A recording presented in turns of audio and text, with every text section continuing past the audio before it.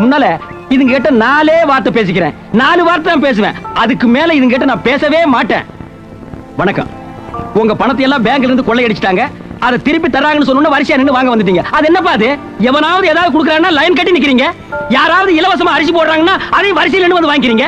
எவனாவது இலவசமா வேட்டி சட்டை கொடுக்குறாங்கன்னா அதையும் வரிசையில நின்னு வந்து வாங்கிக்கிறீங்க. ஆனா கொள்ளையடிக்க மட்டும் கூட்டம் கூட்டமா போவீங்க. அன்னைக்கு ஒரு தலைவர் செத்துட்டான்னு மெட்ராஸிய கொள்ளையடிச்சானுங்க அந்த ஊருக்கானுங்க. ஆனா நீங்க என்ன பண்ணீங்க?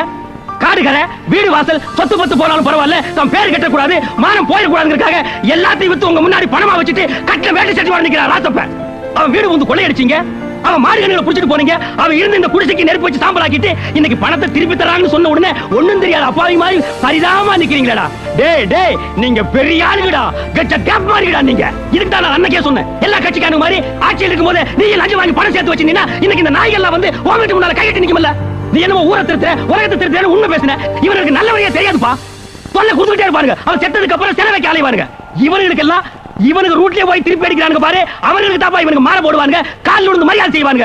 அவனுக்கு தாப்பா இவனுக்கு கரெக்ட். ஏப்பா இவனுக்கு என்னைக்குப்பா நல்லவங்க கிட்ட பார்த்து ஓட்டு போட்டுருக்கானுங்க.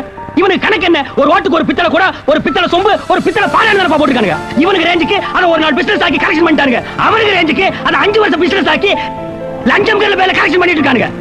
இவனுங்களை கொள்ளை அடிக்கிறதுல தப்பே இல்ல, இவங்களை அடிக்கிறதுல தப்பே இல்ல. இவனுக்கு அடி வாங்கி சாகிறதுக்கு பிறந்தவனுங்க எப்போ கல் தோன்றி மண் தோன்ற காலத்தை